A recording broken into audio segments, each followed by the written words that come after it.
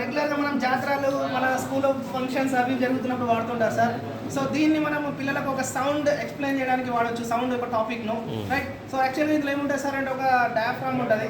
So ఇది లేదు అంటే ఇది పనిచేయదు అని పిల్లలకు కొంచెం ఎక్స్ప్లెయిన్ చేయొచ్చు. ఎందుకంటే 8th క్లాస్లో మనకు sound producers due to vibrations అని చెప్పి ఒక టాపిక్ ఉంటుంది. దానిలో చెప్తూ సో నేను ఈ విధంగా విజిట్ చేశాను.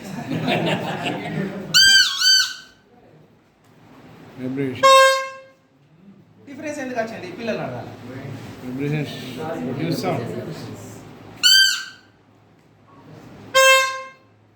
Right, propagation, okay, good.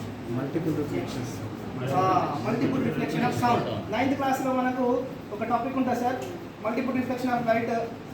ఎట్లా అంటే మనకు మెగాఫోన్ ఎట్లా పనిచేస్తుంది, స్టెథోస్కోప్ ఎట్లా పనిచేస్తుంది అని చెప్పేసి ఉంది సార్.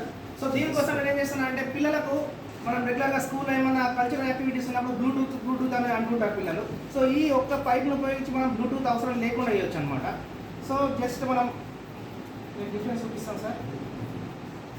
ఓకే, ఇట్లా ఏది ఉంటుంది సార్ అట్లా